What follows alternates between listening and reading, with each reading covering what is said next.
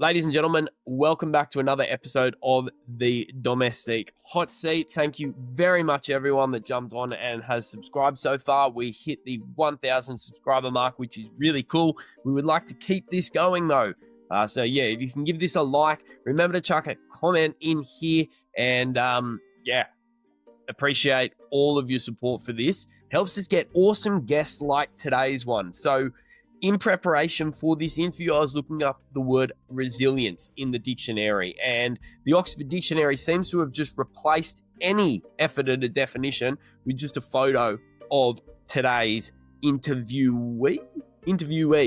And ladies and gentlemen, that person is Sarah Gigante, one of the nicest, but man, one of the most driven cyclists. Just in this interview, you could really feel how laser focused she is, and I'm sure that's going to come across to you. I had a really good time talking to her. I hope you love this interview, and again, if you do, give it a like, and maybe chuck a comment in wishing Sarah the best for her recovery, or even better, as you'll see, her social media did get full of a few negative messages, so maybe jump over and give her a positive one. Cheers, guys. Strap in and enjoy.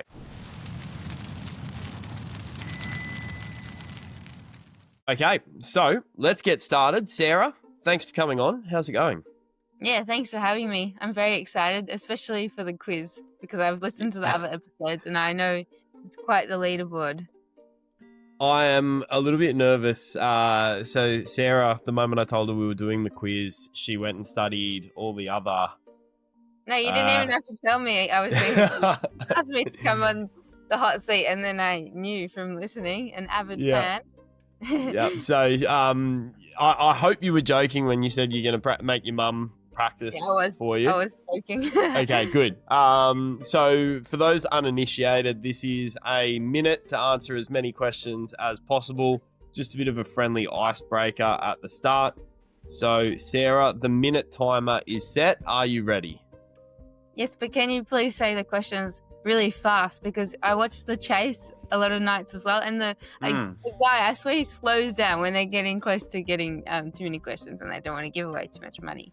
So I've reflected on my I think I stitched up, particularly I think Michael Storer, I was almost like responding or reacting to his responses throughout, and I think I stitched him up a little bit. So yes, I will. Okay, let's make these as quick as possible. I did just because I'm a bit worried.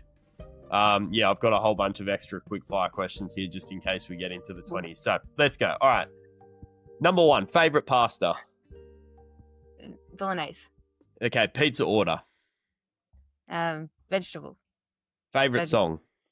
What can I say? Oh, this is such a bad question. Marry Me, because that's the only one I can think of. It's not. Okay, favorite city? Melbourne. Best women's rider? Kim LeCourt. Morning or evening rides? Morning. Crocodile Dundee or Steve Irwin? Steve Irwin. Favorite Australian movie? Again, I don't know one. That one in the Gambie area. Okay, sporting moment that left an impression? Kim LeCourt winning the age. Gravel or mountain bikes? Gravel. Best anti-bonk snack? LCMs. Favorite climb? King Lake. Favorite season? Summer. Okay, you are 13. So no, that was bad. But I don't even know, like, an Australian movie. I don't know. Oh, come on. Any songs. Some of these I write with them in my head, and The Castle would have been my go-to. The Castle is my favorite Australian movie, and the favorite sporting. Sorry, favorite song. That is embarrassing. I just thought of it because, like, when I was like in year 7, I swear it was like a song that we did at a school event. I just couldn't think of a song because I really like this Belgian song. That's our team song. It's like, we are Belgium, but I have no idea what On Met La Patate. That's my favorite song. Oh, yeah, it's too late. You can't change it forever. Marry Me is your favorite song. I hope this ends up on your Wikipedia profile. Up on, the internet. What was the sporting moment that left an impression? I was trying to be fast, and I think I talked over your end. Kim LeCourt on winning Liège. I just went Kim in my mind because I was thinking favorite song, and I was just like thinking what a bad answer that was. Actually, I took longer than I had to because I thought of it, and I'm like, that is too embarrassing.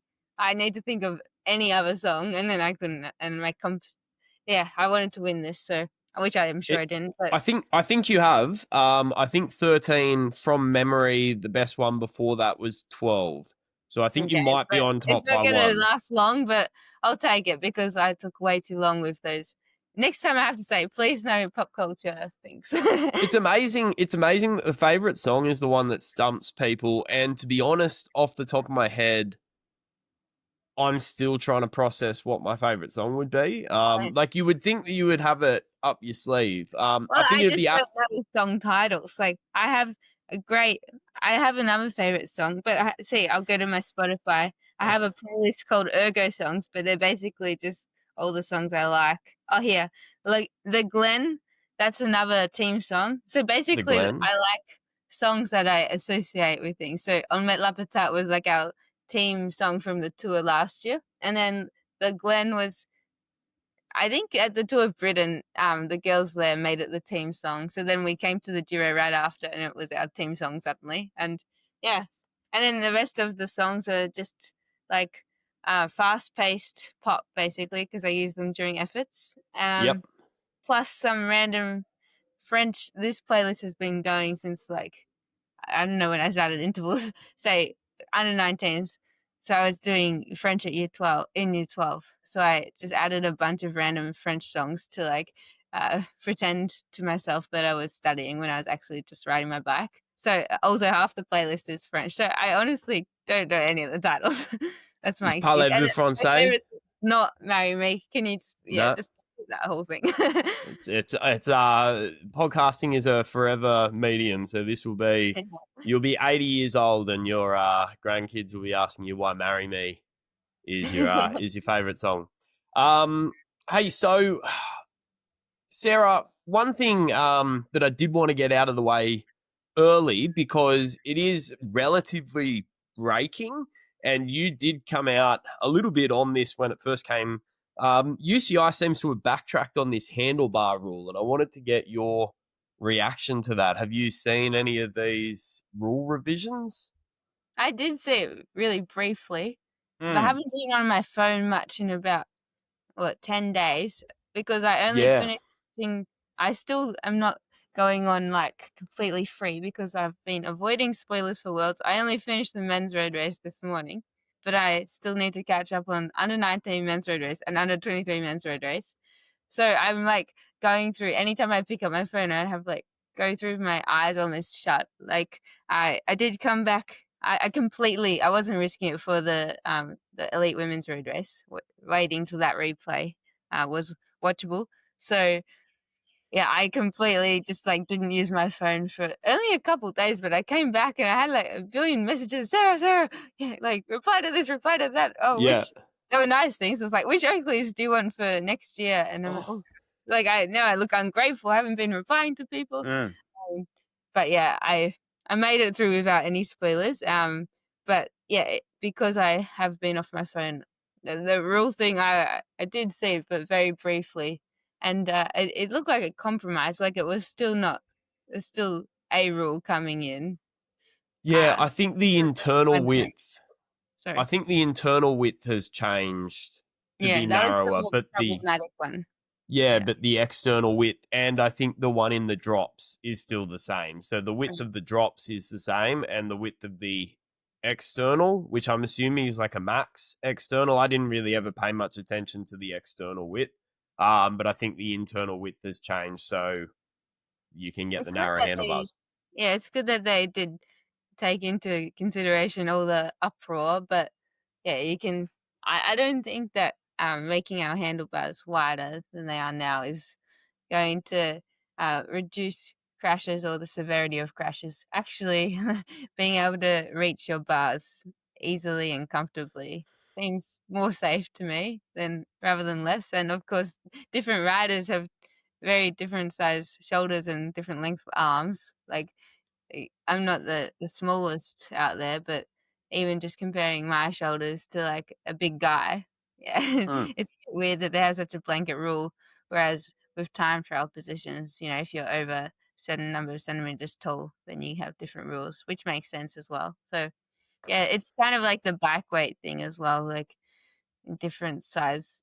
Like, why do you need to make a 48 centimeter bike the same minimum weight as a 58 centimeter bike just to keep the the structural integrity and safety? It doesn't really make sense. Like the bigger one should have to be heavier, really. Yeah. So yeah, I guess it is also too hard to like break down everyone into like, if you have between, I don't know how wide shoulders are. If you have between like 30 and 31.5 centimeter shoulders, you can use these bars. If you have, you can't have a billion categories. So I can see why there are blanket rules if you have to have rules, but also I think it's been a bit more based on the men's peloton. I think just in my head as I'm running through that, I was thinking, well, they should have like if you have a small bike frame, this is the weight that it can be. Medium, this is the weight that you could be. But then I'm thinking you would end up with like these 6 foot like Filippo Ganna on a small frame just so that he can have a lighter bike. And I think in my head that's a really funny picture, like almost a monkey on a little circus And bike. what do you do when your big teammate has a puncture and needs to jump on your bike? Mm. What, are they going to risk getting DQ'd and have to think, oh, wait, what size is his bike? Like, can I get on that one? It Oh, would sorry, enough height or shoulder width. interesting tactics though, because then you'd have to pick domestiques that are the same height as I already do that a little bit. I've heard, like, make sure you pick someone, like, with the same bike setup as your leader. Or even worse, set up your domestique's bike to be the same as your leader, even if it's not perfect for the domestique. And just, like, good luck with that for 3 weeks. Yeah, well, that's the role of the domestique. So, hey, on this though, if you were, if the UCI were to do something, completely groundbreaking and actually consult the riders on the rule changes or on just how they could improve safety in general, what would you want to see? What do you think would be the best way, proactively, reactively? What would you like to see in races to increase the safety or the maybe not the lack of crashes, but reduce the impact of the crashes? Yeah, I mean, it's hard because cycling's inherently a dangerous sport. Like, you can't just slow it down to 2K an hour and you can't stop crashes. But I think just starting with the basics, like making sure like roads are fully closed off. Like, it's unacceptable that sometimes cars still come on the road. I mean, it's not super common, but We that's had that farcical. There was that race. I can't remember which one it was, but it was a women's race where a car literally started. Yeah, but driving those like, or making sure pedestrians and dogs aren't coming on to the course or sticking their hands over the course. Obviously, like course design is one too, but yeah, you can't get rid of all the descents, but yeah, just making sure that you don't put in, or even just following the rules that they have already. Like, sometimes there are corners in the very last section of the sprint when actually the rule book says that's not allowed. So just, I think, sticking with the basics and making sure they're down pat, like closed roads and warning spectators, sticking to the rules they already have, and then you can look at smaller things like handlebar width or gear combinations, and maybe that like a bit later. Well, I was listening to, I think it's a pretty big podcast. The Lanterne Rouge podcast was talking about the crash that Vingegaard had where he went into that gutter. And even just sort of seeing things. I was watching I was doing the MC for the Qinghai race, and they had the same thing where you're doing these pretty sheer descents, and on the left-hand side, there's a huge gutter that if there was a crash, a rider's going straight into there. These are things that I would think are quite obvious. Like on the corners, you need to fill things like that. Yeah, and I think Flanders Classics, I think they're the organization that does it so well with like padding, like the signposts. They have these I'm not an expert because I haven't been to the classics in a while, but yeah, from what I can remember, there were these like big inflatable whistling uh, cushion things that not only like covered the problem, like if there was, some metal Like in the the middle. road furniture and stuff. Yeah, exactly. It not only covered it, but also it alerted the riders, even if you're near the back. Like I can tell you, sometimes from the back, you're like riding along, just like seeing wheels, and then everyone swerves out like last minute, and they Mm. don't mean to. Like I'm sure the people at the front are pointing it out, but then you get further and further back, and people they don't have Chinese time to whistle, point yeah. it out anymore. Yeah, exactly. Chinese whispers, and yeah, suddenly someone will hit it. So I think yeah, using equipment like that that's already existing, but Yeah. more throughout the whole year, that would be amazing. Yeah. Speaking of incidents, you're no stranger to them yourself. I understand coming into cycling, you broke your arm in year 12 while you were studying your HSC. Is that right? I'm coming into cycling now. I've been cycling since I was a little kid. Yeah. Um, but yeah, coming into, I guess I was going into under 19 worlds. Speaking of, it's Mm. World Week, so I'll stick to that. Yeah, in year 12, I had a nasty crash just at a local Northern Combine race, just on a descent there in the middle of the peloton, due to a nasty pothole. I broke both my arms at once, and it was yeah. I mean, right now I have broken femur, and I'm struggling to tell you which one is worse, but I'm thinking both arms at once because not being able to do anything, it was just so annoying, and especially in year 12. Like I'm super competitive with cycling, but I'm also just yeah super competitive and want to do my best off the bike too. So I was really trying to get the best. You get a score in for I don't know how many overseas listeners you have, but you get a score at the end of your year 12, the final year of high school, that basically ranks you against your competitors, no, against your fellow Yes. students. And I wanted to get the best score possible, just for the sake of it. Really, I just like trying my best. And yeah, not being able to write was really annoying. My mum amazingly was my scribe for quite a while until I could get one hand in action again. But yeah, it's a little bit hard, like doing chemistry and maths when you're trying to say even just something like if I said 2 plus A over B, is it 2 plus A all over B, or is it like 2 plus A over B? So stuff like that, or like trying to get her to transcribe like French and Latin when she didn't learn them. That was also hard for both of us. But yeah, she was awesome, and yeah, it was more than just schoolwork though. Like you can't feed yourself, you can't go to the bathroom, you can't shower, you can't do anything. So yeah, that was a really tough accident, um, and very painful actually. Yeah. Was it where in both your arms? Was it your foot? I'm assuming it's your I'm so bad with anatomy, but your forearms, right?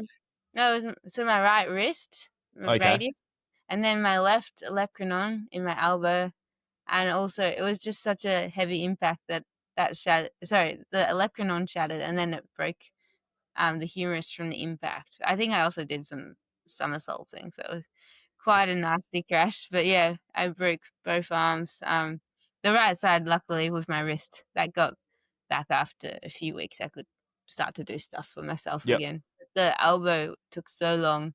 I think I jumped off the ergo like with like a week to spare in time for Junior Worlds to go to Adelaide.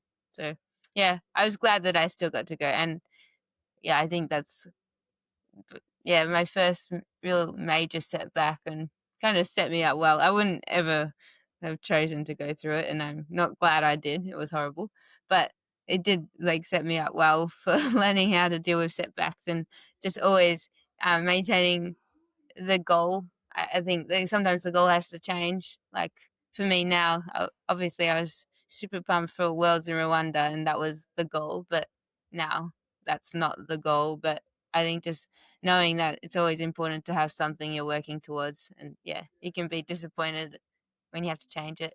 But as long as you can pick something else, maybe it has to be like, weeks down the track or months down the track or years down the track, whatever it is. But as long as you just keep like setting goals, and I think in that time I obviously had like awesome family support, but I didn't really have such a great support network at that stage yet. Whereas setbacks a bit further along, I've had a few. They also taught me, not to be afraid to reach out for help and support. And now, again, I wouldn't choose to go through this, but I have such a good support network. Right now, I'm talking to you from the Victorian Institute of Sport, which is basically my second home. I come here 5 days a week, sometimes 6 on Saturdays. I have physio here, a doctor, we have psychologist, dietitian, strength and conditioning coach, and I have access to all of them every day. It's just really, really incredible support and makes it all a lot easier. Yeah, totally. Just so everyone knows, Sarah's probably not going to mention this, but she scored a 99.95 in our ATAR, which is our Australian Tertiary Admissions rank. I think most overseas countries have an equivalent, which is the score you get in your final grade at school.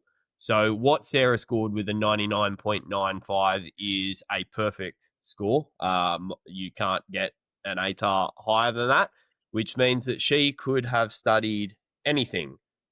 She would have been eligible for pretty much any university course. So the fact that she is a pro cyclist, I think is, just, I don't know. I don't really know what to say about it, but for reference, Wasted everything. Yeah, no, not that. I just think it shows how much you were dedicated to this, and we'll get to that in a sec with some of your setbacks as well. But just so everyone knows, I scored a humble 61 as my ATAR, and I was not. 61's okay. I was not training with 2 broken arms. I believe you had a setup that your mum helped you design on your ergo where you had slings attached to a tree or something so that you could continue. Is this correct? I had a few different things going on in this setup. It was quite complicated. So I had the abseiling harness to support my upper body. That was tied to a tree in the backyard. But then my left arm, I think that was too painful with my shoulder and elbow. So that still had to be in a normal sling. But my right wrist was a little bit better. So we put a ladder over the frontal area of my bike. I could put my right wrist on, set that down. So at least I had some kind of support. As my left arm got better, that slowly made its way onto the ladder as well. But the abseiling harness, I don't know how abseilers do it. Maybe it's less painful when you use it for abseiling or for fewer hours than what I was doing. But I just remember complaining quite quickly. So my mum also very kindly stitched kitchen sponges all over the harness so that I didn't get blisters all down my torso. I don't know what we did with that harness. I hope I never need it again. I hope it's a relic. It needs to go into the Victorian Institute of Sport should have it in some sort of a museum. It's not a normal thing, though, to have an abseiling harness around. Where did you... Oh, no, we didn't have one. Mum went to Bunnings and bought one. It sounds like she's super pushy, but I was begging her, Mom, can you please find a way? But yeah. I actually wanted to touch on this because your mum pops up. I was having a look through doing some research on your career, and your mum pops up again and again. And in fact, I've spoken to your mum in preparation for this, and my understanding is that she was pivotal across your career. Can you speak to how she's assisted you to become the cycling royalty that you are today? Yeah, I mean, my mum has just been amazing my whole life. Ever since I can remember, she's been for sure my number one support person. We're super close. I grew up in a family of 5, so I have 2 older siblings. But then when my parents divorced, I was about 11 years old, and then My siblings were adults then, so pretty quickly it was just me and my mum living together, and it's really helpful. We have similar hobbies. We love cycling, so she would take me around the countryside to junior tours. I remember going to Canberra Junior Tour, that Santos Junior Tour in Adelaide, and then all the Victorian ones, Buffalo, everything. And then basically just, the sacrifices she's made for me, it's just incredible to think about. I don't know if I'd be a good mum. I certainly wouldn't be doing all that for someone, a little kid that just loves riding their bike. No, she's just, super special person, and also really inspiring as well. Like, she's, I don't know what master's category should be now, maybe master's 8 or something, but sorry, mum, but I think it's true. I was looking at master's age groups last week because I coached one of the riders that was up in Wagga Wagga. Maybe she's master 7, but either way, like, she's still, like, she right now, for example, she's doing a Zwift tour. You have to race every day for 9 days. I mean, Wow. That's how long the Tour de France, 9 days, and that was pretty tiring by the end. But she's out there in the lounge room every evening doing Zwift racing, and she's got the Victorian road gaining champs coming up in about 2 weeks, which is 24 hours of bushbacking, trying to score as many points as possible, like orienteering, but you choose your own course. She went to the world champs in Spain, travels like bikepacks all over the UK and hikes and just, camps or stays with random people or, whatever. She's just really adventurous. So I think that's also why I just love, chasing my passions and just, doing what I love. Yeah. Yeah, absolutely. I was actually going to say, as you're saying that, it sounds like I can see where you kind of get this drive from. And that drive, you've had quite a few setbacks. You jump into Movistar after you've broken both your arms in year 12. Years after, yeah. Yeah, you jump into Movistar after that, and then just as you're getting your career off with them, you go under the knife for surgery. Is that right? And while you're recovering from that, the Movistar contract isn't renewed. I had these notes, but I think they might be a bit dodgy.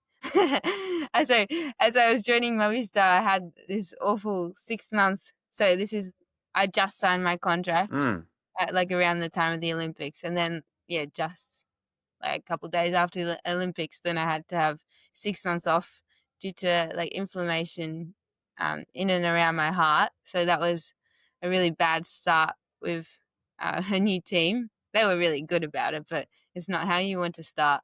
And then that was the artery endofibrosis. Is that right? No. This is No. It was what was it called? Myopericarditis. Yes, you've copped a few. Yes. Anyway, so it was just a rough start, and I started the season a little bit late and unfit compared to normal, and then I still need to work on my positioning now for sure, but it was even worse then. And I guess I think they thought I would be better to start with than I was. So then, I felt like I wasn't really like meeting their expectations, and I wasn't getting picked for the races that we thought I'd be doing. So I just didn't get to race so much in the couple years of Movistar. And even though, I really liked all the people there, and it's a good team, but it's just hard to improve in the bunch with limited race days, which I ended up having a lot due to selection. Some of it was health. So, that was just a bit of a roller coaster a couple of years. And by the end of 2023, well, earlier than that, but towards the end of 2023, then I was like, oh no, I just missed racing my bike. Sorry, I was riding my bike a ton. I was really fit, but I just wasn't getting to not just show other people, but show myself. Like, I love training so much, but I like training for a purpose. Like I said before, I really enjoy having goals, and I just thought, like, this is great, and I'm paid to ride my bike, living in Spain, but it's not what I want to do. I want to be racing my bike, living in Spain, So I decided to leave early, and it was tough telling the team because they'd been really a great group, and I really, really liked the staff, and they'd, taken a chance on me to give me a 3-year contract. So then, to finish it a year early, it was a bit tough telling them, but they completely understood why. Like, no bad blood. It was just I wanted to race more, and I wasn't getting picked. They had lots of good climbers already that could already, perform better. So I decided to leave. I had no team for 2024. I just kind of took a chance and thought I'll just come out really strong at nationals and race Tour Down Under and Kidals with the national team. And then if I'm good enough, then I can, get onto another World Tour team next year. But then, thankfully, I didn't have to wait that long because AJ Insurance Soudal took a chance on me really late in the year.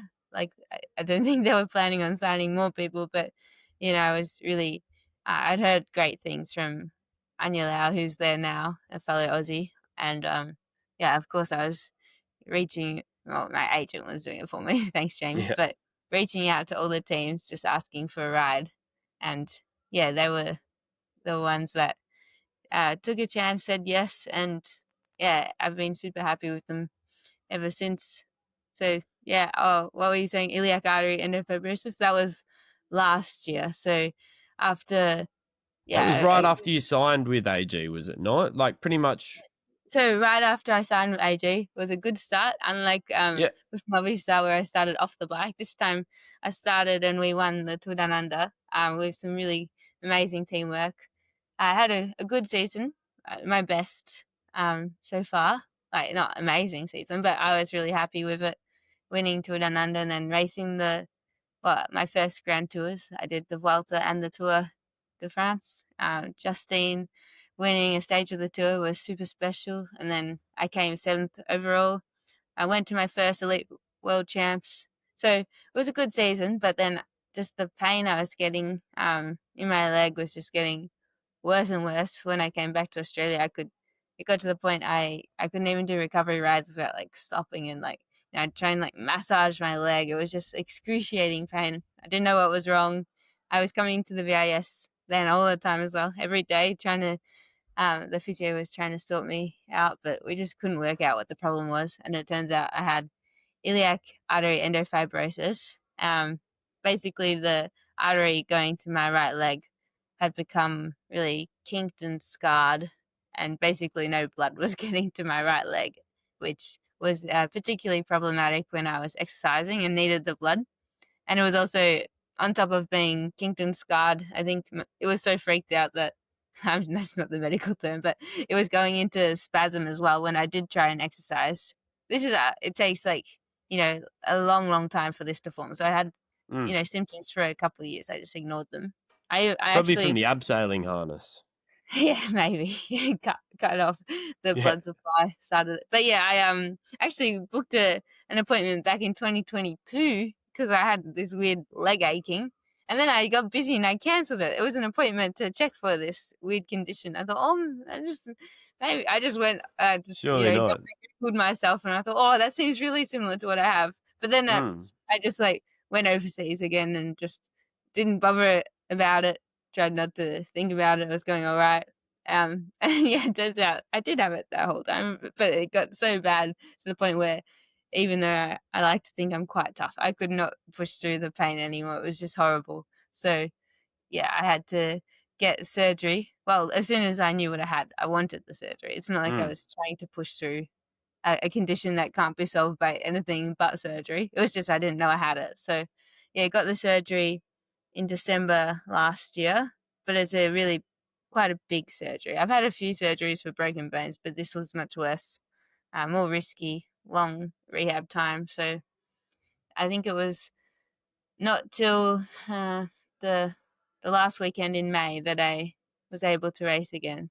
Although I would say I would have been ready physically April maybe, but even then it's a long rehab time. So a late season start this year and then an early finish. Yeah. So coming from that, what was it like after you'd had the surgery and you felt like you were back? I remember sending you a message when I found out that you were having this surgery saying, imagine what you're going to be like once you're past this.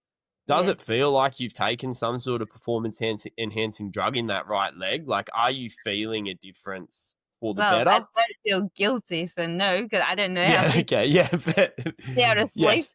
So it doesn't feel like that, but it does feel like I've done something very performance enhancing, which I have. Mm, I've restored blood flow, or my surgeon, have to mm. shout out to the amazing William Campbell, has restored blood flow to half of my body, which is super important. Who was it? Someone asked me, I had a different physio last week. My normal physio is away. So substitute physio Steve, he asked me, so what was your favorite like day of this year if you had to pick? I'm like, gosh, that's a hard question. And I was trying to first, because he said, was it like a Giro stage win? And he was wondering which one. He thought that would be my answer, one of the Giro stage wins. And I said, no, my favorite day, I can still remember it. It was, well, I can't tell you the date, but it was a random day in March. I went up Toowoomba Gap as hard as I could for the Strava segment.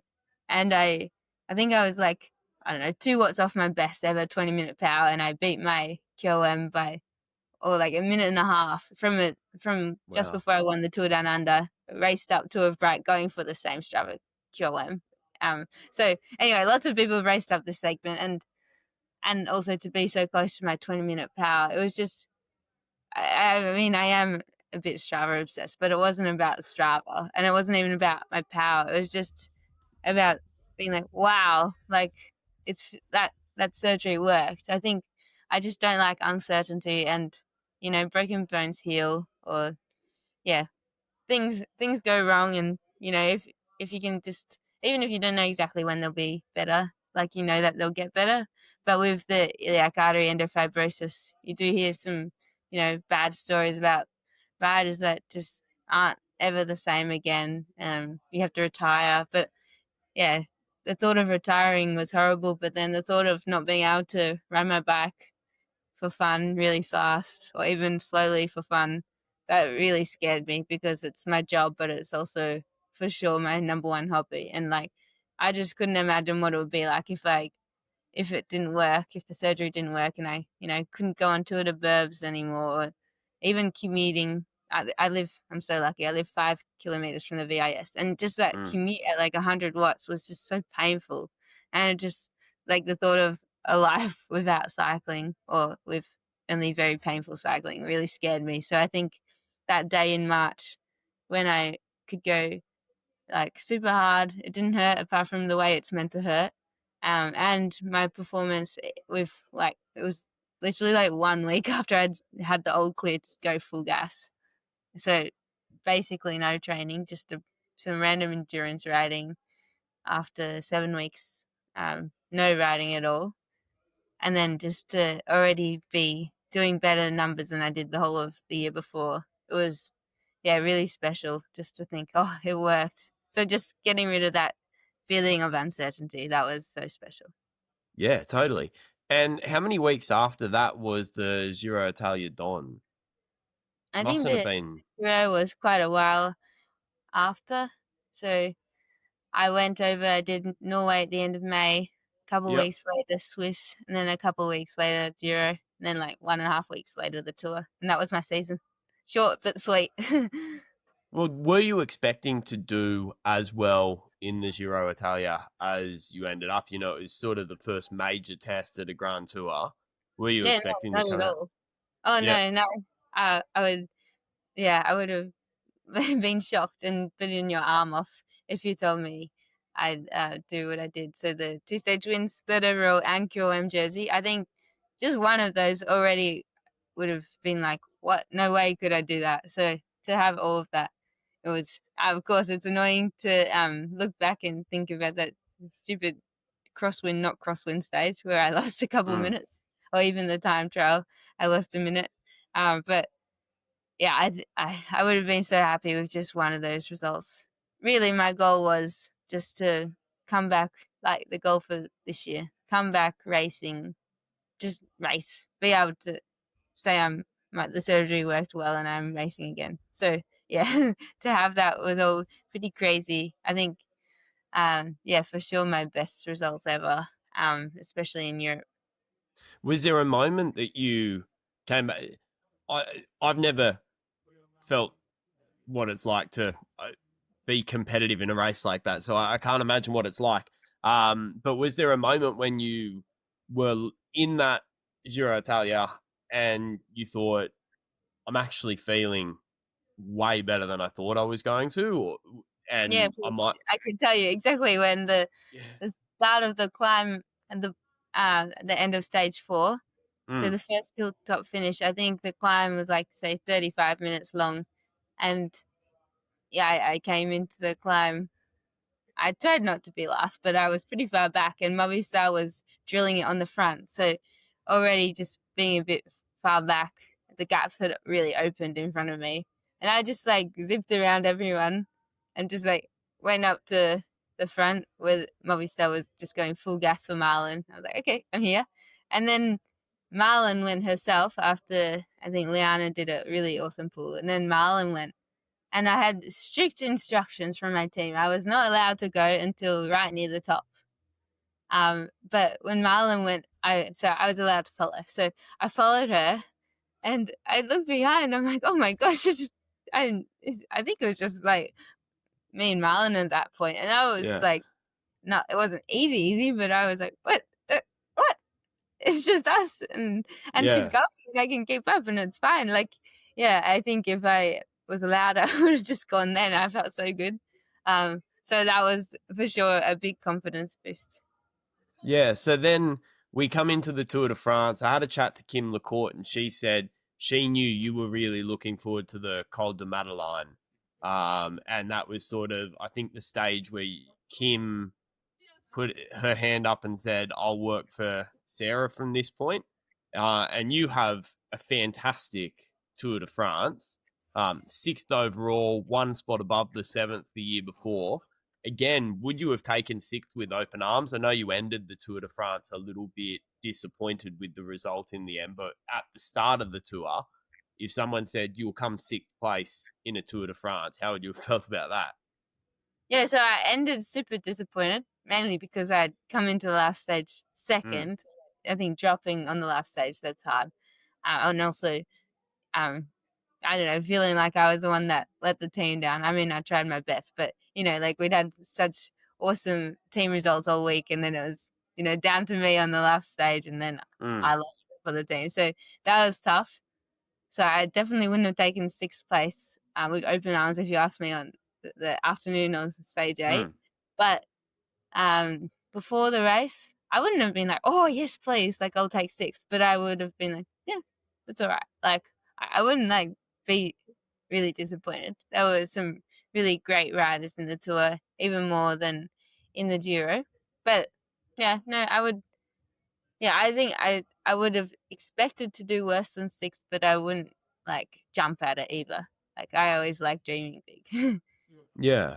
Were you expecting a good result coming into that Tour de France after your performance in the Giro? Or did you perform better in the Tour than you expected and start to realise across the Tour that a good result was definitely on the cards? Yeah, more the second one. So I wasn't the GC leader. I wasn't like I didn't have instructions to like ever lose time, and Julie in particular, but also the other riders, but all my teammates were awesome. But they were mainly looking after Kim, but then Julie van der Velde was looking after me throughout the week. So like the goal was for me to, minimize time loss, but even then my DSs thought that I would probably be like, I think Stein said 7 minutes was what they were expecting, 7 minutes down coming into the Madeleine.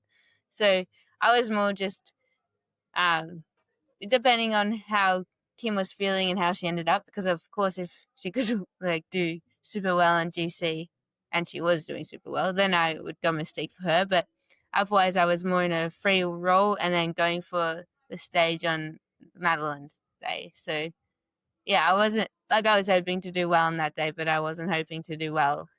I wasn't like, counting on doing well in GC. I'm not going to lose time on purpose. But yeah, I wasn't really thinking I'd be able to get through those first 7 stages without losing a lot of time. So a topic that comes up in the media across the Tour de France is descending. I think it's important to preface any discussion on this topic by saying you're not a bad descender. You're just racing against the best descenders in the world. I mean, Pauline Ferrand-Prévot, for example, multiple mountain bike world champion. So you're literally up against the best. Oh, wait. You have to say Pauline, multiple mountain bike world champion. She wasn't like the best descender either. I mean, she's a lot better than them. But she was getting like put under pressure by Cassia and co. Like, they are incredible. Yeah, absolutely. And I think a lot of the reporting on that is unfair. But with that, what do you think is the biggest thing holding you back in regards to your descending? I know you've been doing some training or some specific coaching on it. Is there anything that's come out from that you feel like you need to work on, or? Yeah, I think a lot of it is just race experience because, I don't really get the chance to race down mountains in pelotons that often. And I've had really limited race days. I have been a pro for actually quite a long time now, but, if you keep having 6 months off between drinks, then you'll still be thirsty. So that's not the same, but you know what I mean? And then, like, I remember Swiss, I was like feeling so rusty. I hadn't gone down a mountain in ages. I'd just come off Zwift because I dislocated my shoulder in May. So I'd pretty much just been Zwifting, and then suddenly I really underestimated the difference. But the race wheels, I mean, maybe it just sounds like excuses, but I think just things like getting used to the feel of the really deep dish race wheels that we race on compared to, my tiny training wheels at home.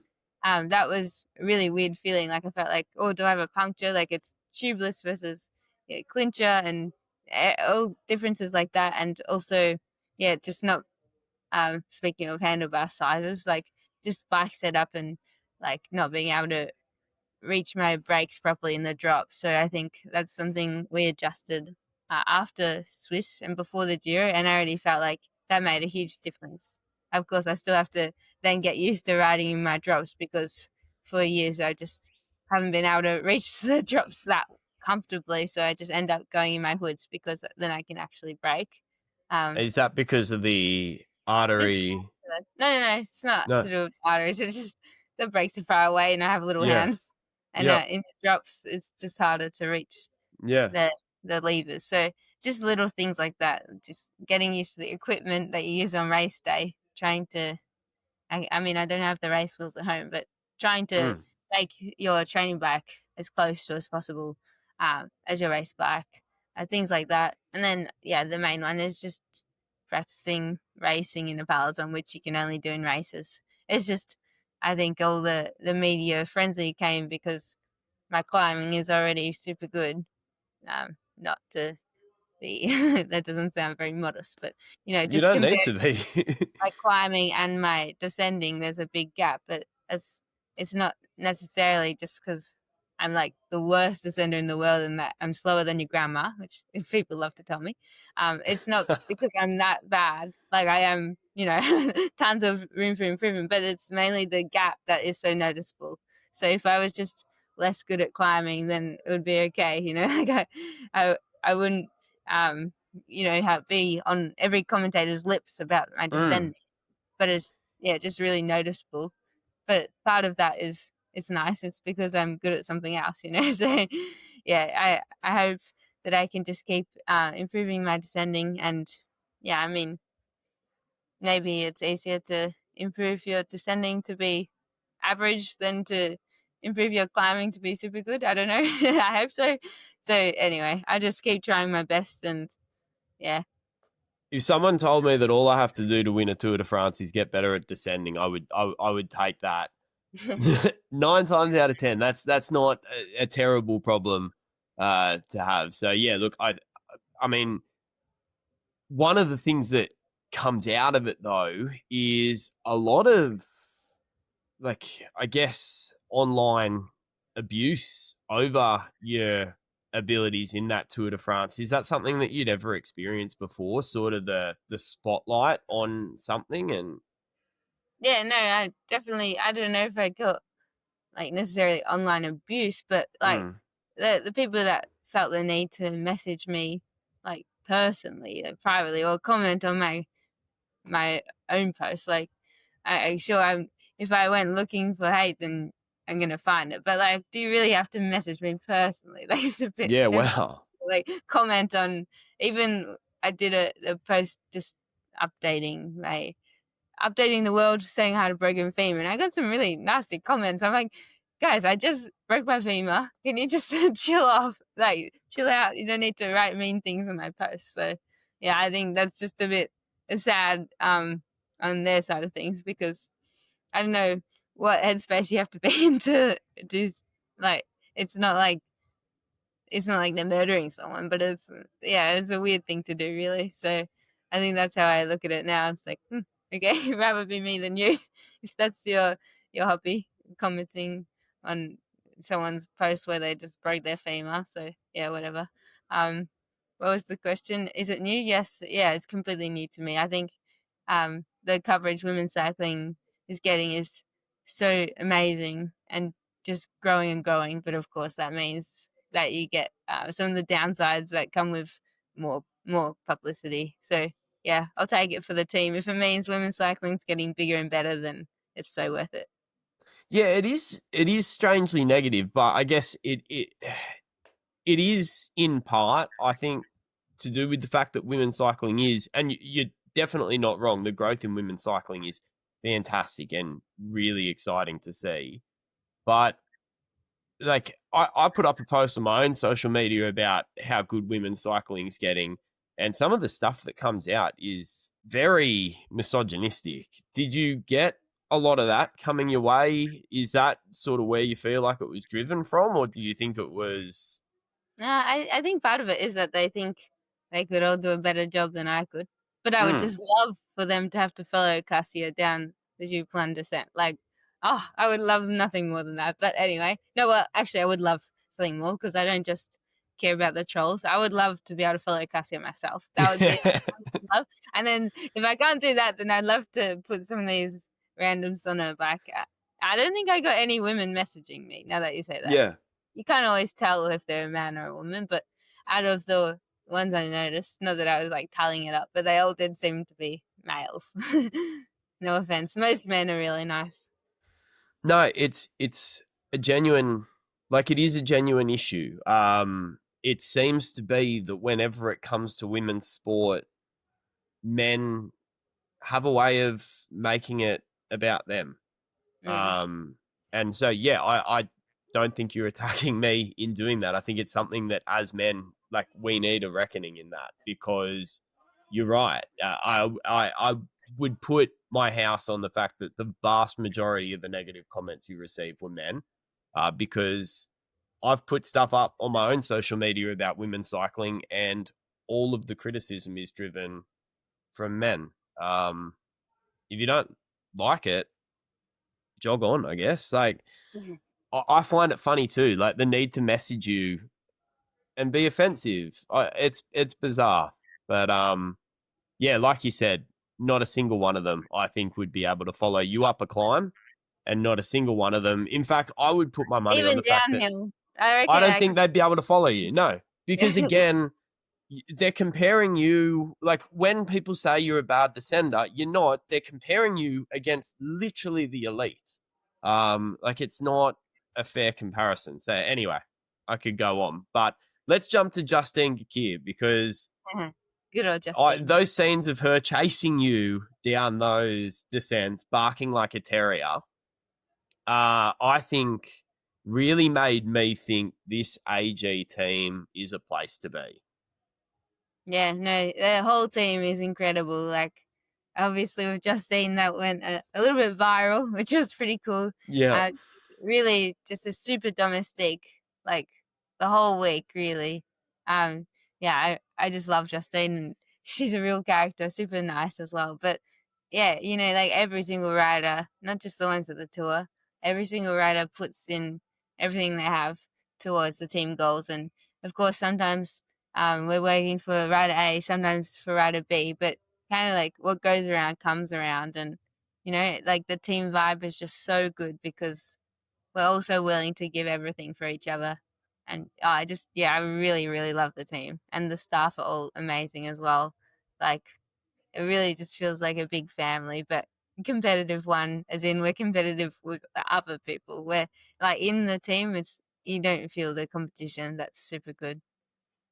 It's a team that I think, as a supporter, it's a team with a lot of personalities that are really easy to get behind as well. When I was watching Worlds, I was not just because I've spoken to Kim, but I was really excited seeing her in that final mix because I feel like she is very open and she's a good personality. And similar with Urska Zigart, seeing her doing extremely well, going there as a solo rider. I feel like it is a really good team internally, but also I feel like they're doing a really good job in a very new team, really making an impression on the Women's World Tour. Yeah, for sure. I mean, when I was first talking to them towards the end of 2023, they weren't even World Tour team yet. And then to go from that to Ali taking the first stage of the Tour Down Under, that was their first win as a World Tour team in the World Tour. And then, yeah, I think Justine winning the Tour de France stage last year, that was incredible. But then with Kim winning Liège, I think that really gave everyone confidence. I mean, I was on the other side of the world, and it gave me a weird sense of confidence too, like in the whole team, So yeah, I think we've just really grown in leaps and bounds together. And yeah, I won't ever forget the week we had at the tour with Kim in yellow for 70 stages. It was just so special. Really, really cool. We felt like, yeah, we're not the underdogs anymore. What's it like being, you roll up, you're in the team that's carrying the yellow jersey at something like the Tour de France? What's the vibe there? What's that feel like? Well, I think because I say we weren't the underdogs, but because we were the underdogs, like we were in the yellow jersey, but no one really expected us to have been in it at all, or let alone to keep it, then Yeah. it was really nice because we didn't have pressure even from ourselves, which is where you normally get a lot of pressure from yourself. Yeah, maybe poor Kim probably had a lot of pressure, but yeah, I think it was a really special week because we weren't expecting, such an amazing run of results, especially earlier in the week. It was just like so cool. And normally when well, not that I had a teammate in the yellow jersey many times before, but I feel like anyone that wears the yellow jersey at the tour, especially in the women's tour, because it's so short, it's not like there's much time for it to change hands, and the favorites just kind of give it away and then take it back when they want. Like, I feel like there are hardly any stages, and it's always You hotly really honor the jersey. extra Yeah. hotly contested in the women's. There's no talk about giving away the yellow jersey. So I think normally if you come in with those hopes, well, if you manage to wear it, then you've come in with those hopes, which means expectations. I mean, hope kind of leads to expectations and pressure. So yeah, to get the results and to wear the yellow jersey, but without coming in with, we were hoping for it, but a little bit less so than if, the way Demi's camp or Pauline's camp were probably feeling. I think that's what made it even more fun. I think next year it won't be quite so laid back. Like, even the days before the race or the team camp a month before, we all train super hard and work super hard, but I think that will start to change to a bit more high pressure now that we've done it before. Was there a little bit of a satisfaction in knowing that you're slowly worming your way into the heads of SD Works, into the heads of Visma Lease by knowing that you're kind of living rent free there, and that would be really frustrating them that you guys are retaining the jersey for that long. Was there any sort No, of sticking it motivation, to the big teams? at least for me, motivation, I like to use, positive motivation, not trying to like prove others wrong, more trying to prove myself right, that kind of thing. So I think we were more just enjoying the moment rather than thinking, Demi must be shaking in her. Fair enough. Hey, so jumping over to Worlds, for those of you who don't know, Sarah's the kind of person that watches every single one. Just wanted to finish with, what were your impressions of the women's race? Yeah, I mean, I think still got to pick up my jaw from the floor. That was crazy. I was not expecting to watch it and have it happen like it did, but it was really exciting. I just finished the men's race, and I have to say it was a little bit less exciting. Yes. It was impressive, very impressive, but everyone coming across the line alone, and you knew who was getting which medal for a very long time. Whereas in the women's, even on the last climb when you knew the favourites were out of it, I was so sure Niamh Fisher-Black was going to win. To see Magdalene Valieres take the win was a huge surprise, but also like so well deserved. I watched it again. I do need to catch up on the 2 races I haven't watched yet before I start watching more replays. But I was just like in such awe that I watched parts again, and she was really working hard in that group. She didn't just, even if she sat on and won, it would still be amazing. But, she was really driving that group and working hard. I think she was one of the strongest in the race. So it's super, and bravest, for sure, the bravest. Really incredible ride and a very worthy world champion. I'm excited to see the bike and kit that her team makes for her. But I'm really surprised. But also, even though I'm really happy for the podium, and oh my gosh, to see Mavi Garcia jumping around on the podium, so happy with that was so special. I thought she was going to get caught on that last climb. Yeah, I was worried for her when Shabby was coming up fast behind. But there was a point not that far to go where I thought Kim had it in the bag. So I already picked. I take my watching, but also my tipping very, very seriously. So I tip with my head, not with my heart. So I was not being nice to my teammates. I wasn't picking Kim because I was biased and because I really like her as a person and think she's wonderful. I picked her as my number 1 tip because I actually thought she was the most likely to win.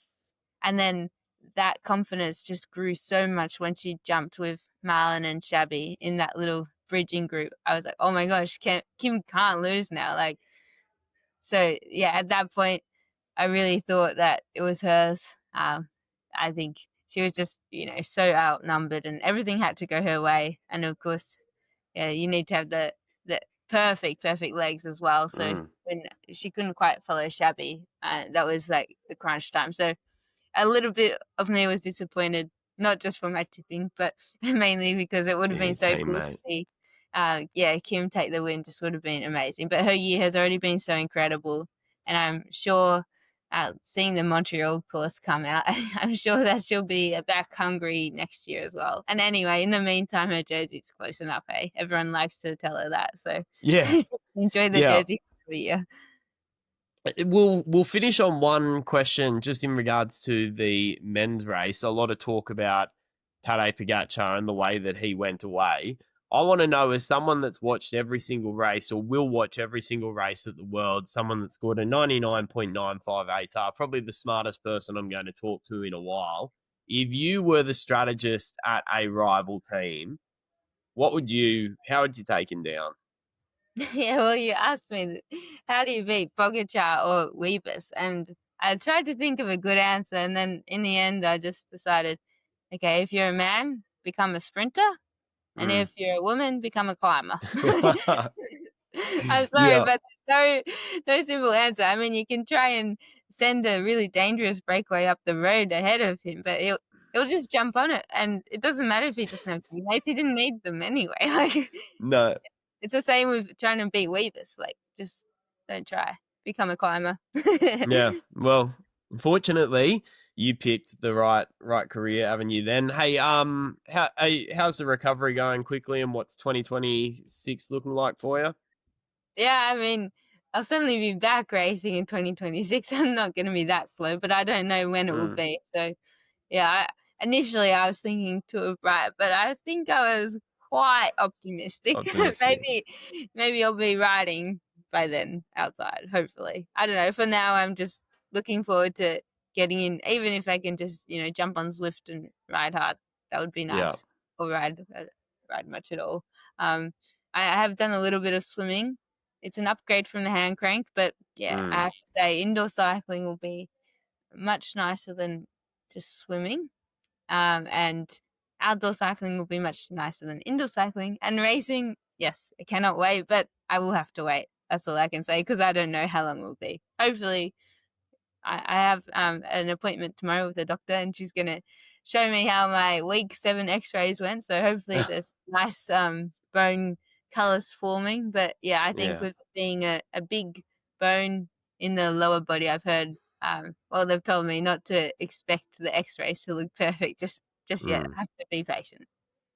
Well, look, best of luck with the recovery, and thanks for making the time in a busy schedule or at the Victorian Institute of Sport. And yeah, I hope the best tomorrow, and yeah, hope to see you at the Tour Down Under in some capacity. In surely top form. No, I don't think I'll be in top form, but yes, hopefully I'll be there. I'm not sure. So we'll see. Thank you so much. No, absolute pleasure as always. And yeah, enjoy the rest of your day. Cheers, mate. Thank you. Well, I'm feeling pretty inspired after that. I've had a couple of days off riding with the man flu, and yeah, tell you what, puts it in perspective. So thank you for getting through this. Thank you to Sarah for the interview. And yeah, wow. Jump over, give her a follow on Instagram. And yeah, she is definitely one to watch in the 2026 Tour de France. What an amazing sports person. Wow. Anyway, enjoy the rest of your day, and thank you so much for listening.